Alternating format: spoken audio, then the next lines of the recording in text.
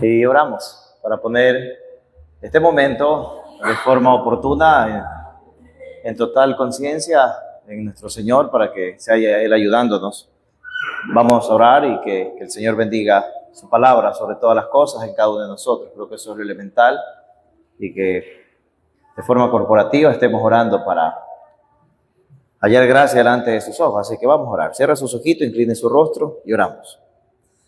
Padre nuestro, que estás en todo lugar, santo tú eres, y demandas aquello de tu pueblo. Por esa razón, nosotros, los que nos hemos reunido acá, queremos rogarte y ponernos a cuentas para contigo, sabiendo que si confesamos nuestros pecados, tú eres fiel y justo para perdonarnos y limpiarnos de toda maldad.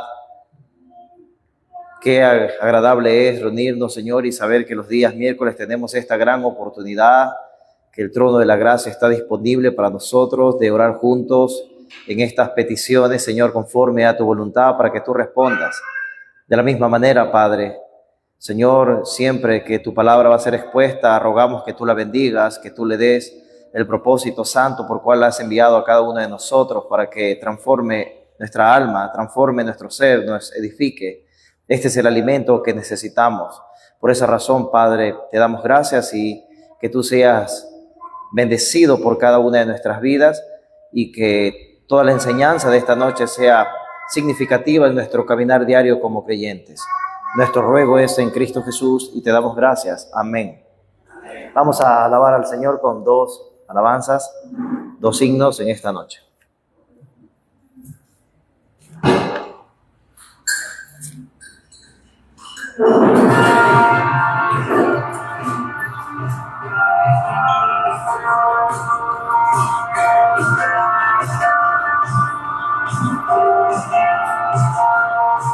Si nuestro descanso en cielo está, porque temeremos la prueba o el mal. Ten calma y recuerda, si llega el final, el viaje se acorta y nos lleva al hogar. Nuestra gloria, Cristo es, nuestra esperanza fiel. Ten calma y recuerda, si llega el final, el viaje se acorta y nos lleva al hogar.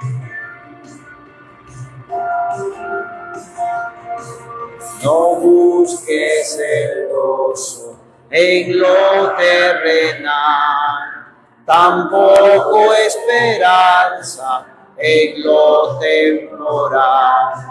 Buscamos un reino y una ciudad fundada por Cristo y libre de mal. Nuestra gloria, Cristo es, nuestra esperanza fiel. Buscamos un reino y una ciudad fundada por Cristo y libre de mal.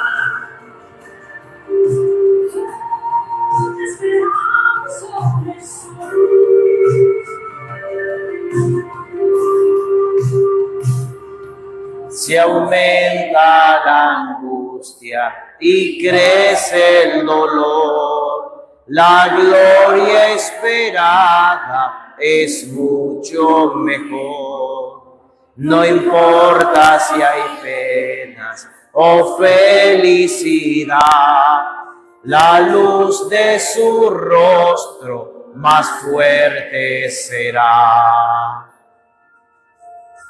Nuestra gloria, Cristo es, nuestra esperanza fiel. Nuestra gloria Cristo es, nuestra esperanza fiel. Nuestra gloria Cristo es, nuestra esperanza fiel. No importa si hay penas o felicidad, la luz de su rostro más fuerte será.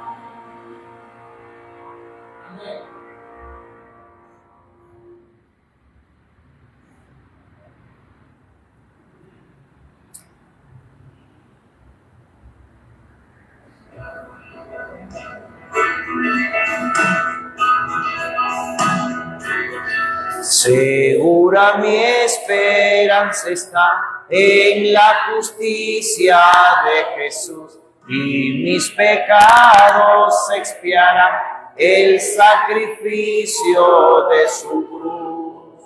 Jesús será mi protección, la roca de mi salvación, la roca de mi salvación.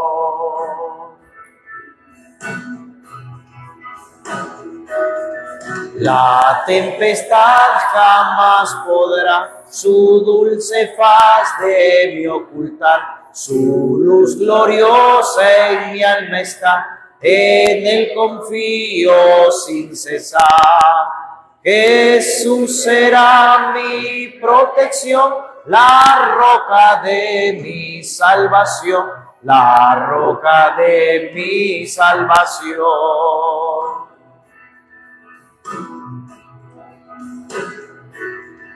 En sus promesas confiaré en medio de la tentación. Ya salvo soy, en él hallé la roca de mi salvación.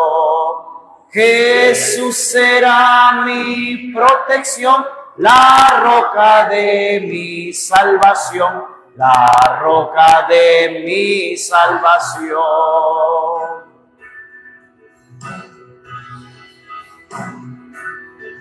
Cuando ante Dios y el juicio esté, confiado Cristo me hallará, pues su justicia dándome sin mancha me presentará. Jesús será mi protección, la roca de mi salvación, la roca de mi salvación. Amén. Amén, hermanos, la roca de nuestra salvación, el Señor Jesucristo. ¿Podemos tomar asiento, por favor?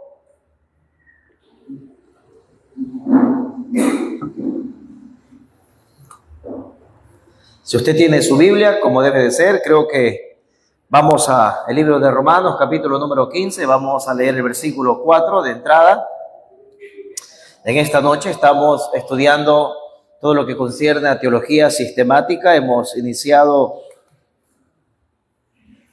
una serie de mensajes que no van a ser pocos respecto a este tema fundamental, y estamos recién en la introducción de la introducción de la introducción. Así que estamos completamente seguros que estar atento a estos mensajes va a edificar nuestras vidas. Y iniciamos en Romanos 15, versículo número 4. Aquí encontramos un fundamento directo. El apóstol Pablo, casi al terminar ya la carta a los romanos, a esta iglesia, da uno de los causales fundamentales del por qué la doctrina, la sana doctrina, es necesaria. Dice el versículo número 4 de Romanos 15, porque las cosas que se escribieron antes, para nuestra enseñanza se escribieron, a fin de que por la paciencia y con la consolación de las Escrituras tengamos esperanza.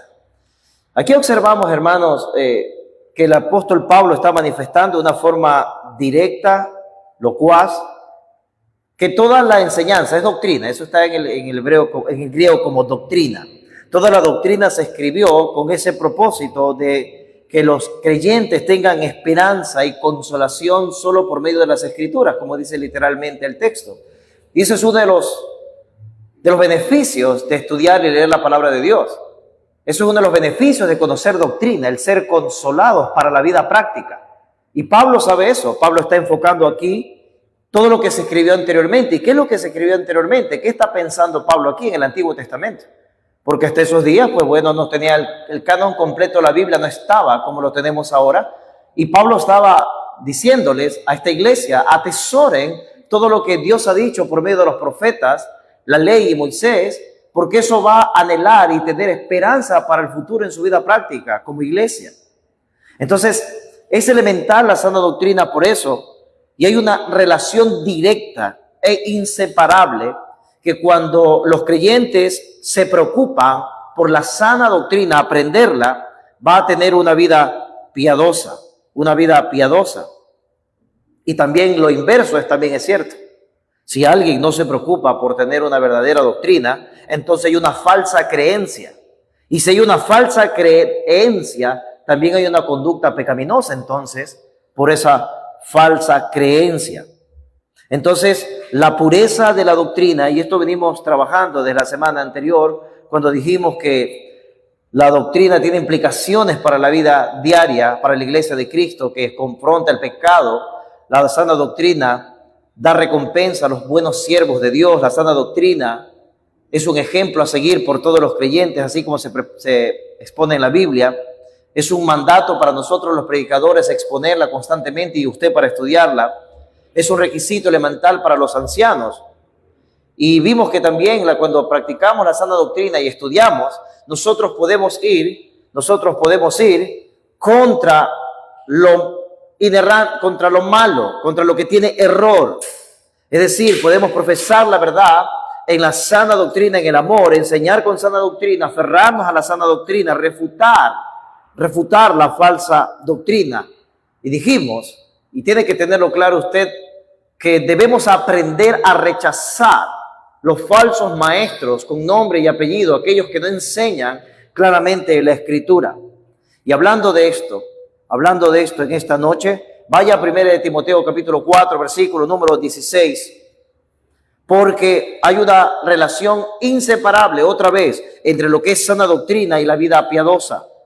1 Timoteo 4, 16, el apóstol Pablo está hablando ahí al joven pastor Timoteo, y esta carta la estamos recorriendo mucho porque hay detalles puntuales aquí. 1 Timoteo capítulo 4, versículo número 16, dice, mira la recomendación: ten cuidado de ti mismo y de la doctrina, persiste en ello, pues haciendo esto te salvarás a ti mismo y a los que te oyeren. Solo quiero aclararles, eso que dice allí lo podemos malinterpretar cuando dice te salvarás a ti mismo, o sea que tengo que hacer una obra para salvarme. No, eso allí en el griego significa te salvarás a ti mismo, significa te santificarás día a día a ti mismo. No está hablando de perder o no la salvación por una cosa que tengo que hacer. Pablo, el énfasis de todo el contexto para los lectores y para nosotros es: ten cuidado de tu propia vida, y la única forma que tú tienes para evaluarla es que si tú estudias sana doctrina, podrás ver tus propios errores, y haciendo eso te vas a poder santificar día a día. Eso es lo que le está diciendo el apóstol aquí a Timoteo de esa manera clara. Si tú vas al capítulo 6, versículo 1, obsérvalo, dice claro allí, también la doctrina tiene implicaciones prácticas de una vida piadosa. Todos los que están bajo el yugo de esclavitud tengan a sus amos por dignos de todo honor, para que no sea blasfemado el nombre de Dios y la, ¿qué cosa? Doctrina. Es decir, y para aquellos tiempos el sistema de esclavitud era tan normal, donde habían amos y habían esclavos, ¿sí? Claro que ahora cristianizados, por decirlo de alguna manera, no de una forma inoperante o de abusar, como se acostumbraba en el mundo antiguo, la esclavitud. Incluso, si usted lee la carta de Filemón, encontramos ese tema de la esclavitud, donde allí pues Filemón se acerca con Onésimo y hay una relación de por sí, no una esclavitud porque lo está amenazando, sino por amor. Así como tú y yo somos esclavos de Cristo por amor, Así de la misma manera tenemos que ver este versículo, porque quizás para nuestros días, hablar de esclavitud, eso es malo, subyugar, esas son las corrientes que este mundo está tratando de alterar la palabra de Dios, pero entendemos que aquí Pablo lo que está diciendo, mira, si tú te portas bien con aquel que es tu superior, así tienes que verlo, si tú te portas bien con aquel que es tu superior, entonces tú no vas a deshonrar el nombre de Dios y no vas a deshonrar la doctrina, la enseñanza de un cristiano. Miren la vital importancia que tiene todo esto. Y aquí creo que si avanzas, anda por favor el versículo 3 ahí mismo. 3 ahí mismo. Doctrina es piedad, hermano. Doctrina es sinónimo de piedad. Eso es lo que estamos viendo para iniciar ahora. Dice, si alguno enseña otra cosa y no se conforma a las sanas palabras de nuestro Señor Jesucristo y a la doctrina que es conforme a la piedad, está envanecido. Observe. Qué vital esto es para nosotros. Sana doctrina tiene vida piadosa, está diciendo la Biblia aquí. Timoteo 2, capítulo 3, versículo 10, 2 Timoteo 3:10, dice, pero tú has seguido mi doctrina, conducta, propósito, fe, longanimidad, amor y paciencia. Son virtudes cristianas de hombres y mujeres de Dios piadosos. ¿De dónde proviene eso? De lo que han aprendido de forma sana en la Escritura. Eso es lo que está enfocando Pablo. Tito, capítulo número 2, avance solamente un libro. Tito, capítulo 2, versículo del 1 al 4. Tito 2, del 1 al 4. Pablo ahora le dice a Tito, pero tú habla lo que está de acuerdo a la sana doctrina, que los ancianos sean sobrios, serios, prudentes, sanos en la fe, en el amor, en la paciencia. Las ancianas asimismo sean reverentes en su porte, no calumniadoras, no esclavas del vino, maestras del bien, que enseñen a las mujeres jóvenes a amar a sus maridos y a sus hijos. Observe cómo todo fluye de la raíz de una buena doctrina. Por eso Pablo se puede decirle a Tito, mira esto, si siguen una buena doctrina, que está en el versículo 1, entonces los ancianos tienen que ser esto y las ancianas tienen que ser esto. Hombres y mujeres deben de portarse así. Pero todo arranca en la raíz de la sana doctrina. La raíz de la sana doctrina, en la pureza de vida. Pureza de vida. Y respecto a esto, porque puedes estar pensando que muchos dicen tener sana doctrina, pero sin embargo no están viviendo conforme a la Biblia. Y algunas nociones, algunas ideas equivocadas respecto a la relación entre lo que una persona cree y cómo debería de vivir. Y esas ideas son las siguientes. Número 1, la doctrina correcta conduce automáticamente a la piedad. Número 2, esto es errado. No importa cómo viva la persona siempre que tenga una doctrina correcta. Eso no es cierto. No es cierto que yo tengo que llenarme de buena doctrina, pero sin embargo mi vida es un desastre. Eso no es bíblico. Eso es errado, como estoy diciendo. Otra cosa que dice mucha la gente, aún dentro del círculo evangélico, es que la doctrina mata espiritualmente hablando. No es cierto. No, yo no estudio mucho. Hay cristianos que los he escuchado decir esta irreverencia para mí, que no estudia mucho la Biblia, que se contenta con cosas prácticas, con cosas que hacer, porque si estudia mucho la Biblia, hay un versículo de Corintios que dice que se envanece y que la letra mata. O sea, no es cierto. Eso es algo errado. Se santifica todo aquel que va a la leche espiritual no adulterada, como dijo el apóstol Pedro. Otra idea errada, dice, el cristianismo es vida, no es doctrina, dice. Eso es irrelevante. Por eso es que muchos van a lugares donde son entretenidos, donde no les enseñan doctrina.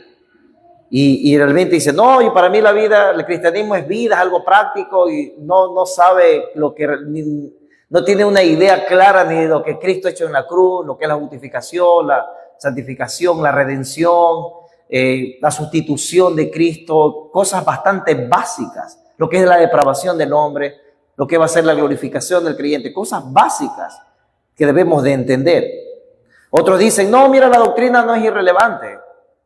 Algunos han llegado a decir algo tan horrendo. la doctrina no te salva. O sea, imagínense eso. O sea, eso es totalmente errado. La doctrina divide, también dicen otros. Y bueno, yo creo que sí divide. Sí divide. Una sana doctrina sí divide. Porque expone y pone lo verdadero, lo del error. El sectarismo de la forma práctica de vivir.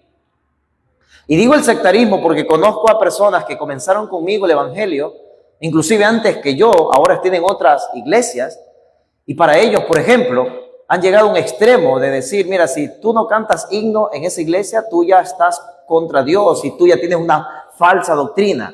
Entonces, cuando alguien comienza a decirlo, algún ministerio dice, esto es lo único correcto, esa persona cayó a un extremo y se ha convertido en un sectario realmente. No, no es así. No es así. Muchos también dicen la doctrina ahuyenta a las personas. Bueno, aquí ha pasado eso. Aquí ha pasado, no han encontrado emociones y se han ido. Y a diferencia de la negatividad dirigida a la doctrina, la ausencia de sana doctrina y la presencia de falsa doctrina siempre llevan una conducta mala, negligente. Porque sin una doctrina sana, hermanos, no hay base bíblica para que usted sepa cuándo es lo correcto y cuándo es lo incorrecto. Ninguna autoridad doctrinal para corregir el pecado de estímulo bíblico que motive la vida piadosa si no hay sana doctrina.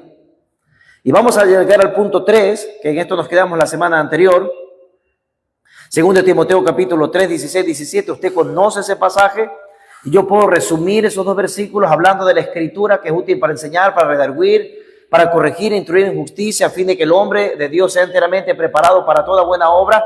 Yo puedo decir que la sana doctrina, según esos dos versículos, hablando de la escritura, que es la enseñanza de la Biblia, es espiritualmente provechosa. Vaya a Apocalipsis capítulo 1 y usted puede encontrar en Apocalipsis capítulo 1 una de las ventajas de la vida espiritual de la sana doctrina. Es incalculable aprender sana doctrina conforme a la Biblia. Apocalipsis capítulo número 1. Y esto creo que desecha a muchos que alegan y dicen, no, yo no voy a Apocalipsis primero porque no lo comprendo. Yo no voy a Apocalipsis porque hay muchas cosas allí, muchos misterios. Me da miedo leer ese libro.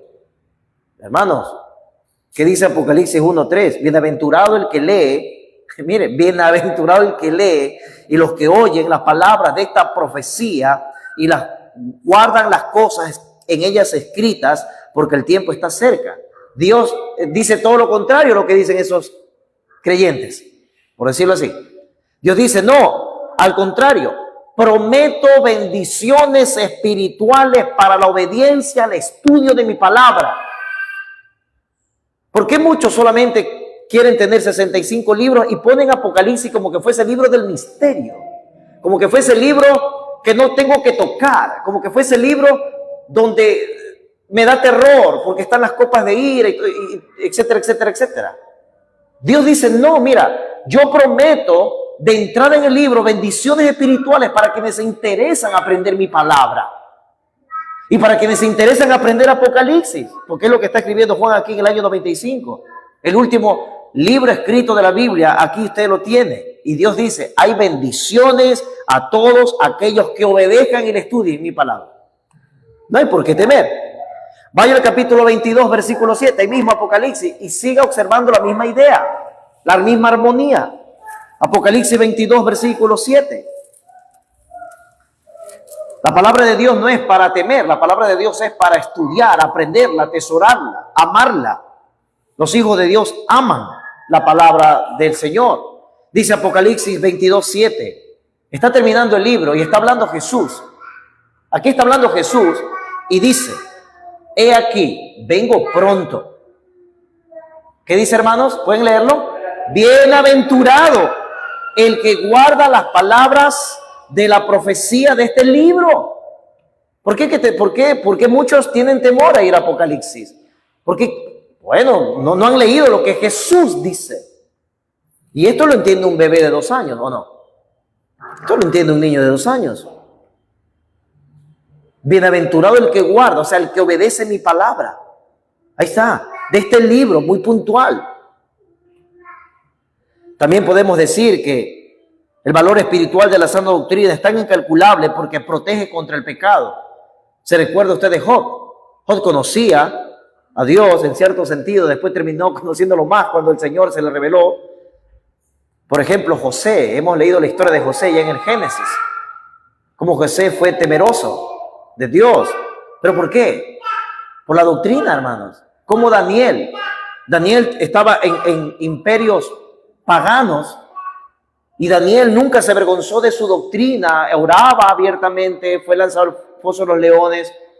Él no negoció su fe nunca, no hizo concesiones como muchos cristianos hoy en día hacen concesiones. Se comportan de una manera en un lugar y otra manera se comportan en la iglesia. Hacen concesiones. Cuando está su amigo, su compañero de trabajo, se comportan a la misma manera y están negociando. Los vecinos o las vecinas están allí, están negociando su fe. Vienen a la iglesia y son diferentes. Hermanos, no. La sana doctrina corrige eso. Corrige tener ambigüedad. Ser de una manera en un lado y de otra manera en otro lado. Fíjese en Daniel, fíjese en el Señor Jesucristo. Siempre confrontando públicamente, siempre hablando la verdad. Hablando a la élite religiosa en sus días. Hasta el día que el Señor entregó su vida por rescate de aquellos que han de creer en Él. Pero siempre allí la sana doctrina protege contra el pecado, hermanos. Vaya a 2 Corintios capítulo 11, para moverlo un poquito en esta noche. 2 Corintios capítulo 11.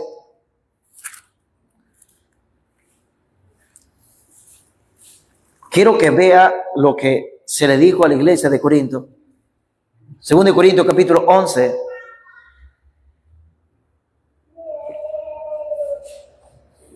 Versículo número 1. No voy a leer toda la sección porque realmente la sección es hasta el versículo 15, pero voy a leer algunos versículos para que usted pueda tener la idea macro en su mente. Ahora, entendamos, ¿qué está haciendo Pablo en esta carta? Bueno, está defendiendo su apostolado ante los falsos maestros. Y es tan interesante entender primero el contexto de esta carta antes de leer un versículo, porque puede llevarnos a un error realmente. ¿Qué está haciendo Pablo? Bueno, los corintios habían aceptado a otros maestros que desacreditaban al apóstol Pablo. Y hablaron tan mal del Pablo, de esos otros falsos maestros, delante de los corintios, que los corintios comenzaron a creerle. Ah, no, Pablo nomás lo único que quiere es dinero de ustedes.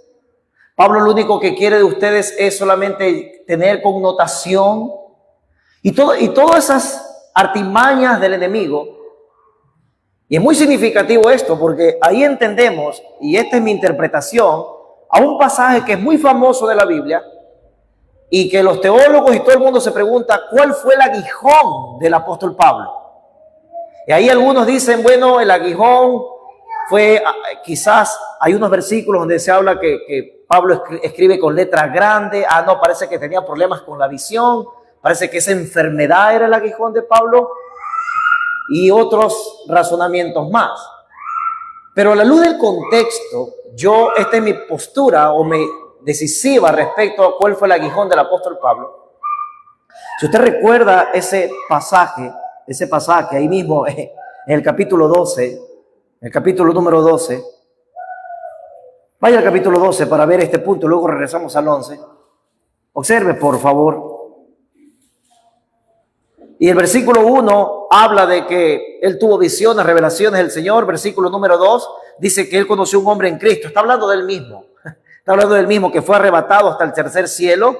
Eso dice el versículo 4. Obsérvale, 12:4, que fue arrebatado del paraíso donde oyó palabras inefables que no les he dado a expresar al hombre. Versículo 5. De tal hombre me gloriaré, pero de mí mismo en nada me gloriaré. Ahí él mismo dice que es él. ¿Sí se da cuenta? El versículo número 2 dice, conozco un hombre, pero el versículo número 5 dice que es el mismo. ¿Sí lo nota? ¿Se lo puede ver? Dice, de tal hombre me gloriaré, pero de mí mismo en nada me gloriaré. Está diciendo, es de mí, estoy hablando de mí. 6. Sin embargo, si quisiera gloriarme, no seré insensato, porque diría la verdad, pero lo dejo para que nadie piense de mí más de lo que en mí ve u oye de mí. Ahora, si usted comprende el contexto histórico, Entonces, en el versículo 6 queda claro que Pablo se está defendiendo de los falsos apóstoles. Él está diciendo, no, yo no busco gloriarme porque sería un insensato, dice Pablo. Yo he estado incluso ahí en el tercer cielo, dice Pablo, pero sin embargo, yo no busco gloria de los hombres, versículo 6. Y le deja claro, para que nadie piense de mí, claro, como están hablando mal de él, como los corintios están creyendo a esos falsos apóstoles y están dejando de lado las enseñanzas de Pablo. Pablo defiende su apostolado aquí.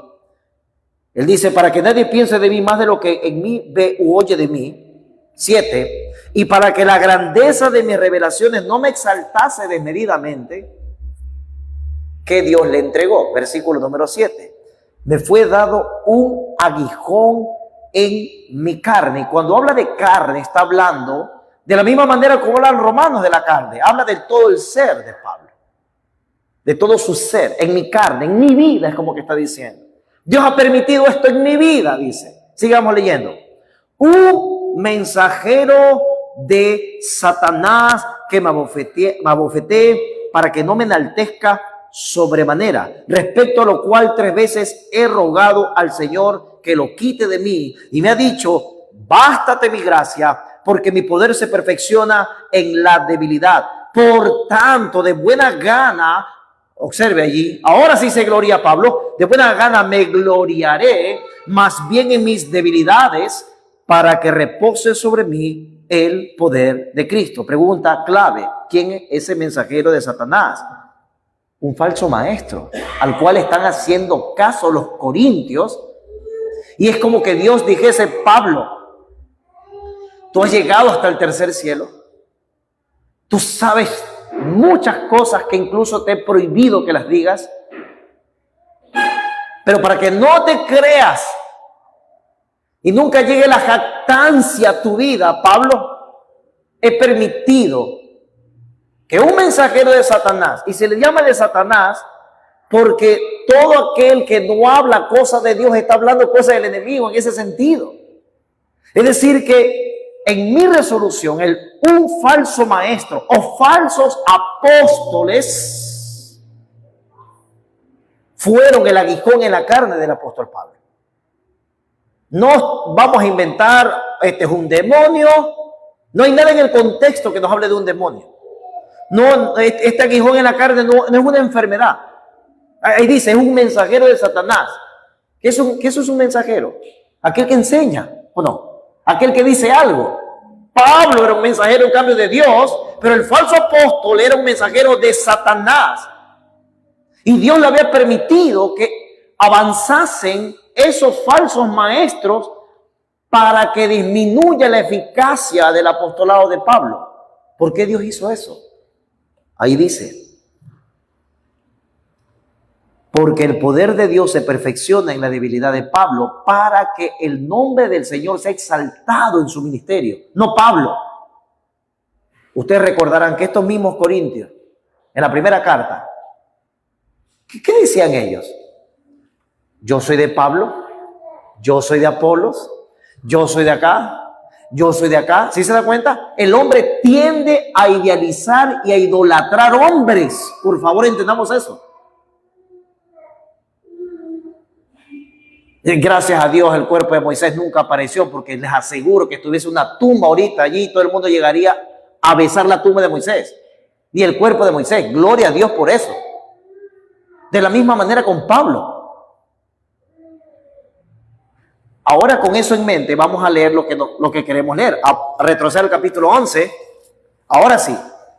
Y observe el versículo número 1.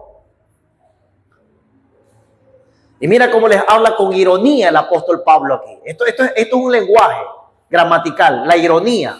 Dice, ojalá me toleraseis un poco de locura. Sí, toleradme. Observa, esto es ironía. Porque os celo con celo de Dios, pues he desposado con un solo esposo para presentaros como una virgen pura a Cristo. Pero temo que como la serpiente con su astucia engañó a Eva, mira lo que le dice, vuestros sentidos sean de alguna manera extraviados de la sincera fidelidad a Cristo. ¿Qué está diciendo Pablo? Así como en el huerto del Edén fue engañado con astucia astucia la mujer, Eva y Adán. Asimismo, dice Pablo, los falsos maestros con argucias, con malas enseñanzas, los están extraviando. ¿Dónde dice eso? Versículo 4. Porque si viene alguno, míralo ahí dice, predicando a otro Jesús, que el que os hemos predicado, o si recibís otro espíritu al que habéis recibido, u otro evangelio que el que habéis aceptado, ¿qué hacían los corintios? Bien, lo toleráis. ¿Sí nota? Pablo está hablando en ironía. ¡Wow! Sigamos leyendo para que veas lo que tiene en mente el apóstol. Y pienso, recuerda, esto es una ironía, y pienso que en nada he sido inferior a aquellos grandes apóstoles. ¿Cuáles grandes apóstoles? Los falsos, pues. Si notas, le aseguro que si usted no supiera el contexto histórico, lo que dije anteriormente, usted confundiría esto, clarito. Pero observe que Pablo le está diciendo, así como están creyendo esos falsos. Y ya vimos capítulo 12, que ese fue el aguijón en la carne que Dios permitió para Pablo. Aquí, Pablo le dice, usted bien toleran a otros que vienen con otras doctrinas. ¿Sí lo ve? Y Pablo le dice, yo no soy menos que esos, entre comillas, grandes apóstoles que ustedes creen. Miren cómo está defendiendo, sigamos leyendo. Pues aunque sea tosco en la palabra, Pablo se consideraba no un buen expositor. Esa palabra tosco en el griego significa torpe. ¿Sí? Dice, no lo soy en el conocimiento, en todo y por todo, o los hemos demostrado. Pablo está defendiendo su ministerio. Sigamos versículo número 7. ¿Pequé yo humillándome a mí mismo para que vosotros fueseis enaltecidos por cuanto os he predicado el evangelio de Dios de balde? Note el corazón, por favor, del apóstol aquí. Versículo número 8. Mira la ironía. He despojado a otras iglesias. Recibieron salarios para serviros a vosotros. Mira, y cuando estaba entre vosotros y tuve necesidad, a ninguno fui carga, pues lo que me faltaba lo suplieron los hermanos que vinieron de Macedonia, y en todo me guardé y me guardaré de seros gravoso. ¿Qué les está diciendo Pablo a ellos? No, yo no soy ladrón. Yo no fui carga para ustedes. Yo trabajé con mis manos. Y cuando yo quería comerme algo, disculpa parafrasear, cuando yo quería gastarme en algo, ¿sabe dónde yo tenía? Dice, de los hermanos que me mandaban de otros lugares. ¿Por qué dice esto Pablo? Porque se está defendiendo de lo que los falsos maestros están diciendo, que él es un ladrón. En el capítulo número 8 y 9 se recoge una ofrenda para la iglesia pobre de Jerusalén. Y lo hemos estudiado acá. Y decían los falsos apóstoles, Pablo está recogiendo su ofrenda porque quiere lucrarse del ministerio. Miren cómo todo está conectado. Es importante entenderlo así, como está aquí. Versículo número 9. Y ahí lo va a decir. Y cuando estaba entre vosotros, perdón, ya leímos eso, ¿no? Versículo 10. Por la verdad de Cristo que está en mí, que no se me impedirá esta mi gloria en las regiones de Acaya. ¿Por qué? Porque nos amos, Dios lo sabe. Versículo 12. Mas lo que hago, lo haré aún para quitar la ocasión a aquellos, ahí está, anote, aquellos que la desean, a fin de que en aquello en que se glorían, sean hallados semejantes a nosotros. Versículo 13. Mire la claridad del texto, por favor. Porque estos son falsos apóstoles, obreros fraudulentos, que se disfrazan como apóstoles de Cristo. Versículo número 14. Y no es maravilla, porque el mismo Satanás, perdón, un ratito, hermano, espera un ratito. ¿Cómo le llama el aguijón en la carne? ¿Mensajero de qué? Si ven lo que tiene Pablo en mente, está hablando de que el aguijón en la carne son falsos maestros. ¿Sí lo ven? Dice, porque el mismo Satanás se disfraza como ángel de luz. Claro, eso, así, hermanos, así vienen los falsos maestros. Así actúan, con una apariencia de piedad. Tratan de ganarse a la gente, adulándolos, adulándolos, pero son falsos. Son mensajeros de Satanás, se disfrazan como ángel de luz, de piedad. Aquellos pastores que tratamos de que la disciplina eclesiástica, por ejemplo, se cumpla, es malo, no tiene amor. Pero el que viene en cambio y tolera todo, ¡ay, qué lindo ese hombre! Es un ángel. Déjeme hablar un poquito con la ironía de Pablo. Versículo número 15. Así que, conclusión es eso, de la sección. Así que, eso es conclusión. Ahí va a cerrar el apóstol la idea. Así que, no es extraño si también sus ministros, si se dan cuenta, los falsos apóstoles, se disfrazan como ministros de justicia, cuyo fin será conforme a sus obras. Entonces, la sana doctrina siempre, amados hermanos, siempre va a protegernos contra el pecado.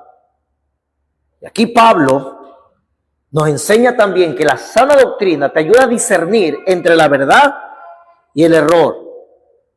La sana doctrina, otro punto, es fundamental en el ministerio de Cristo. Vaya a Hechos capítulo número 2, por favor. Observe que este siempre ha sido el caminar de la iglesia de Dios. Hechos capítulo 2, versículo 42. Hermanos, si nosotros no somos interesados en estudiar sana doctrina, yo creo que seríamos solamente una iglesia de entretenimiento. Y Dios nos libre de eso. Porque las bases y los fundamentos que están en la palabra, mire por ejemplo cómo era la iglesia primitiva, ¿a qué se dedicaba? Hechos capítulo 2, versículo 42. Aquí estaba la preocupación de la iglesia cuando, por la obra del Espíritu Santo, obviamente, comienza a desarrollarse y a crecer sobre la faz de la tierra. Y perseveraban ¿en qué cosa? En la doctrina de los apóstoles, en la enseñanza. Y los apóstoles, ¿de qué deben recibir enseñanza? De Jesucristo. ¿Sí se da cuenta? Jesucristo a los apóstoles a la iglesia, y Dios ahí da pastores y maestros para que eso siga replicando y replicando. Pablo le dice eso a Timoteo, Pablo le dice eso a Tito. Sigue hasta nuestros días, por su gracia. ¿Ok? A esto se dedica la iglesia. Vaya al capítulo 5 ahí mismo. Capítulo 5, versículo 28. 5:28. Observe, por favor. Aquí Pedro y Juan estaban siendo perseguidos.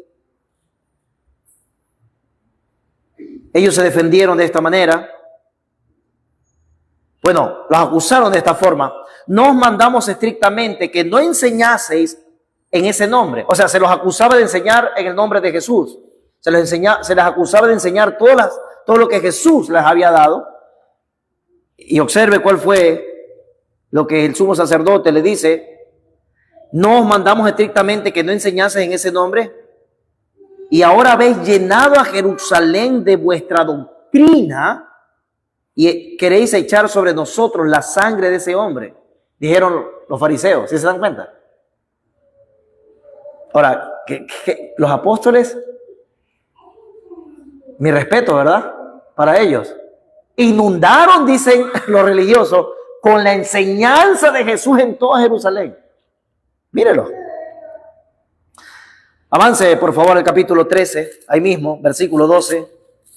Lo más importante siempre será la doctrina para su vida, hermano, y para la mía. Hechos 13:12. Aquí hay un convertido, pero miren que se convirtió. Antes de eso hay, obviamente, está Bernabé y Saulo exponiendo la palabra de Dios, y como conclusión entonces el procónsul, viendo lo que había sucedido, creyó maravillado de la doctrina del Señor. Recuerde, ¿por qué están los milagros del libro de los Hechos? ¿Para que se vea bonito, sea una película? No, el milagro autentificaba el mensaje de los apóstoles. Es decir, que ocurrieron milagros asombrosos. ¿Cuál fue el propósito de Dios al hacerlos? Que creyesen la predicación, la doctrina que salía de los labios de los apóstoles. Ese fue el propósito, porque no estaba completa la escritura como tú y yo la tenemos ahora. Por eso no proponemos sanar a nadie, ni milagros, porque tuvo su propósito bajo el canon bíblico. Y aquí el procónsul observó un milagro, dice, viendo, eso con los ojos, ¿verdad? Viendo lo que había sucedido, creyó, pero ¿dónde se amparó para que fuese salvo? Maravillado de la doctrina del Señor. Fue salvo no porque creyó al milagro, fue salvo porque creyó a la doctrina del Señor. Esto es fundamental en la iglesia primitiva, lo estás observando. Hechos, bueno, ya lo vimos, 17:9, también para el 17, estamos recorriendo ahí. Ya estamos terminando, hermano, paciencia. Hechos 17.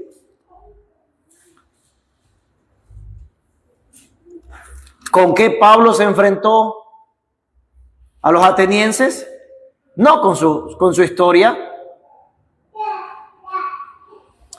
Y se interesaron ellos en lo que decía el apóstol Pablo.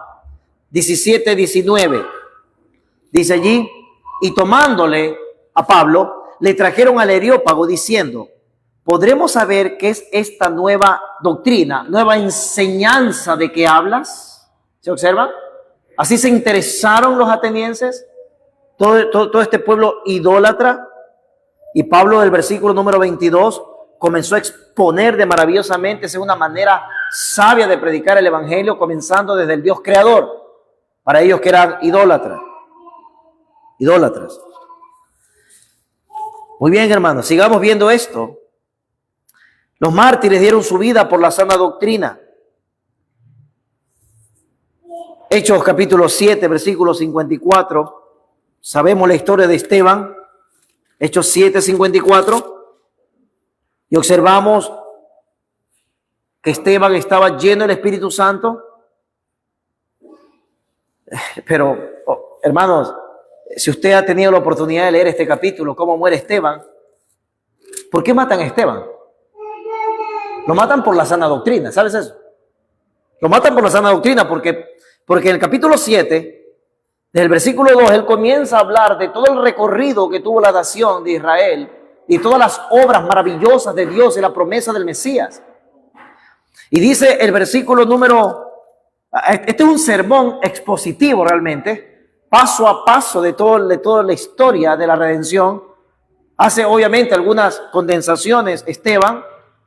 Y dice el versículo 54, que oyendo estas cosas se enfurecían en sus corazones y crujían los dientes contra él. Debemos entender esa frasecita, crujían los dientes. ¿Dónde ha leído usted esa frase de crujían los dientes? ¿Quién la sabe decir bastante? Jesús, ¿verdad? Dice, allí será el lloro y el crujir de dientes. Y yo no sé qué puedan pensar muchos cuando leen eso de crujir de dientes. Debemos entender lo que el crujir de dientes significa. Aquella persona más o menos, bueno, en nuestros días muchos se chupan los dientes o están molestos o crujen los dientes de ira. A eso se refiere, no es algo así, que no es otra idea. Y dice que estaban escuchando la sana doctrina a Esteban y ellos comenzaron a enfurecerse en sus corazones y comenzaron a crujir los dientes de odio. En el infierno la gente estará así, ¿sabes eso? Crujiendo los dientes contra Dios, contra Cristo. Ni aún ahí se van a repetir, ya no hay oportunidad tampoco. Pero eso significa crujir los dientes. Ahora, veamos lo mejor, 55. Pero Esteban, lleno del Espíritu Santo, puesto los ojos en el cielo, vio la gloria de Dios y a Jesús que estaba a la diestra de Dios y dijo, he aquí, veo los cielos abiertos y el Hijo del Hombre que está a la diestra de Dios. Entonces ellos, dando grandes voces, se taparon los oídos y arremetieron a una contra él. Y echándole fuera de la ciudad, le apedrearon y los testigos pusieron sus ropas a los pies de un joven que se llamaba Saulo. Y apedreaban a Esteban mientras él invocaba y decía, observa esa oración, ya que estamos aprendiendo los domingos de oraciones, observa esa oración de Esteban. Aquí no hay parloteo, ¿cierto? Sino que aquí hay sentido. Señor Jesús, recibe mi espíritu. y puesto de rodillas, clamó a gran voz. Mira la oración, sigue viendo la oración. Señor, no le tomes en cuenta este pecado. Y habiendo dicho esto, murió. Perdón, durmió. Que es un eufemismo para la muerte de los creyentes. Para Dios, nosotros, sus hijos, no morimos eternamente, sino que dormimos hasta encontrarnos con Él. Por eso utiliza ese eufemismo. Pero el punto aquí, ¿cuál es? Que si tú vas a defender algún día la sana doctrina, bueno, tenemos que defenderla ahora, ¿cierto? Debemos estar preparados incluso hasta por lo que pasó a Esteban. La muerte. Hay mártires por la sana doctrina. ¿Quieres ver otro más? Hechos capítulo 12. Mira otro más que murió por defender la sana doctrina. Hechos 12, 2. 12:1, por favor, 12:1. Y en aquel mismo tiempo el rey Herodes echó mano a algunos de la iglesia para maltratarles, versículo 2, y mató a espada a Jacobo, hermano de Juan. ¿Por qué tú crees que murió? Porque él daba las enseñanzas de Jesús. Doctrina. Uno más, capítulo 17, versículo 19. Creo que ya lo vimos ese. Sí, ya lo vimos allí. Ya no busqué eso. Ok, y terminando en esta noche entonces, Cristo y los apóstoles dejaron el mandato de transmitir esta sana doctrina a la generación siguiente. Vaya Apocalipsis. No quiero terminar, pero ya veo que están desesperados por querer orar y ya por eso quiero terminar rápido. Los estoy observando, entonces no quiero que digan, hoy se quedó mucho tiempo hablando. Apocalipsis capítulo número 2, pero Jesús solamente elogia iglesias de sana doctrina. Jesús no elogia otras iglesias así. Apocalipsis capítulo 2, versículo 2. El mensaje a las 7 iglesias, ¿conoces eso? Yo conozco tus obras y tu arduo trabajo y paciencia, y que no puedes soportar a los malos, y que has probado a los que se dicen ser apóstoles y no lo son, y los has hallado mentirosos. Esta es una iglesia que no deja entrar a falsos apóstoles. Obsérvenlo. Jesús le elogia aquí. Conozco tu trabajo, dice. Tienen buena doctrina. Después se le dice algo en contra de ellos, pero centrémonos en esto. Muy bien. Vaya al versículo 6. Pero tienes esto. Esto también es bueno. Esto es un elogio del Señor. Que aborreces las obras de los nicolaitas, las cuales yo también aborrezco. Esta era una secta, los nicolaitas. Falsa doctrina. El Señor le dice a la iglesia en Éfeso, ustedes los odian como yo lo odio. Están muy bien allí. Sigamos viendo. Capítulo 2, versículos 14 y 15. En cambio, si nota que Éfeso lo elogia, pero mira lo que le pasó a Pérgamo y a Tiatira. Vamos a verlo, por no tener buena doctrina. Versículo 14. Pero tengo unas pocas cosas. Aquí esta es una reprensión de Jesús. Pero tengo unas pocas cosas contra ti. Que tienes ahí a los que retienen la doctrina de Balaam, que enseñaba a Balaam a poner tropiezo ante los hijos de Israel, a comer cosas sacrificadas a los ídolos y a cometer fornicación. Entonces la iglesia en Pérgamo era una de las iglesias como en nuestros días. Hoy Dios solo puede juzgar. Nada más. Yo no soy Dios para juzgar al hermano. Solo Dios lo puede juzgar. ¿Qué dice Jesús de eso? Hay una reprensión. Ahora mira el 15. Y también tienes, dice Jesús, a los que retienen la doctrina de los nicolaitas. Mientras en Éfeso le dijeron no y los odiamos porque no hablan cosas de Dios, la iglesia en Pérgamo, vengan. En una oportunidad, en una iglesia de la cual yo nací, que está a pocos metros de este lugar, por la gracia de Dios predicaba la palabra, bueno, con poca luz, pero predicaba.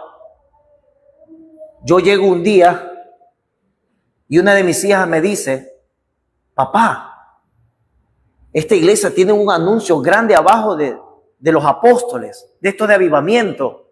que al parecer han venido a la iglesia a conversar con el pastor de la iglesia para hacer una unión.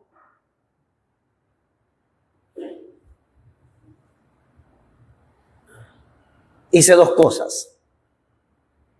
Primero, hablé con el pastor al terminar el servicio delante de todo el mundo y le pregunté, ¿creemos en apóstoles para estos días? Y el pastor se hizo el desentendido. No sé nada realmente lo que me estás diciendo. No sé. Ah, no sabes, ven acá. Lo bajé conmigo, cogí ese cartel y le dije a toda la iglesia, aquí no creemos en esto. Track. Esa fue alguna cosa que hice.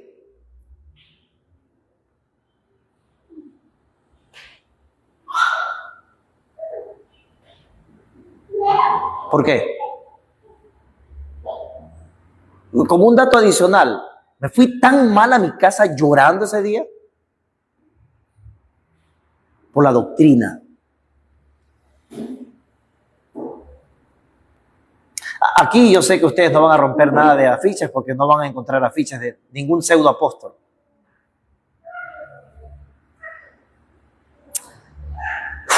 Vamos al versículo 20 para terminar ahora sí.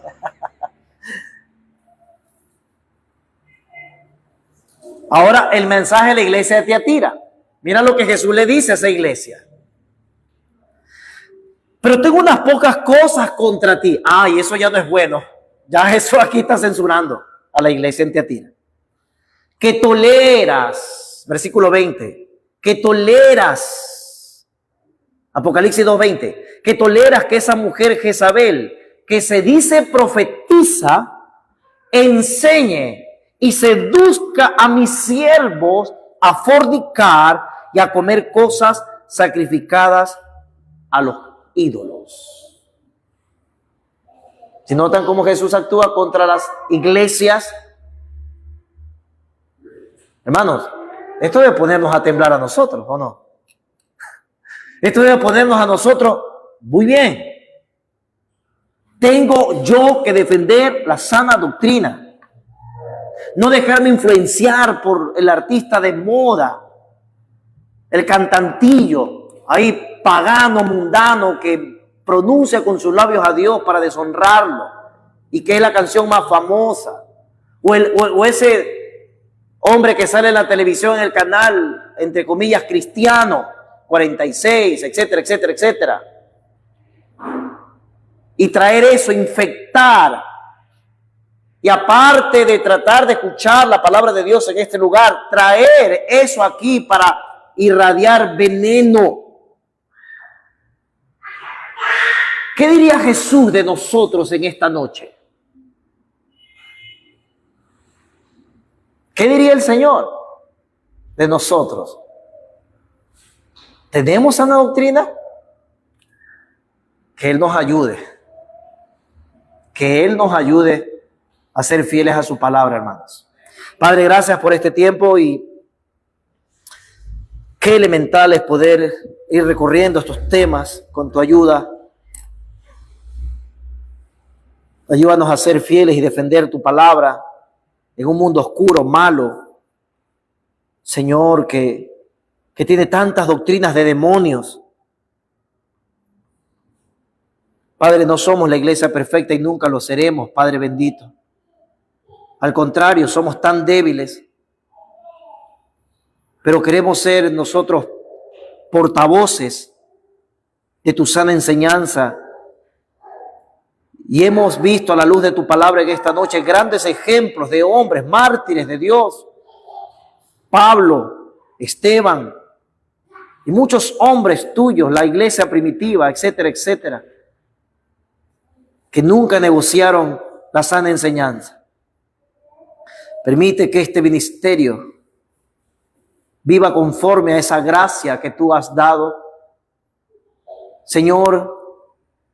Y esto no es para que exista jactancia en nuestro corazón. Al contrario, Padre Santo, más humildad y más amor al exponer la palabra de Jesús, pero sin flaquear ante lo falso, ante los pseudos, que se mueven dentro de este círculo evangélico, que muchas veces vienen, Señor, a entorpecer como mensajeros de Satanás, vienen a entorpecer tu obra santa y preciosa.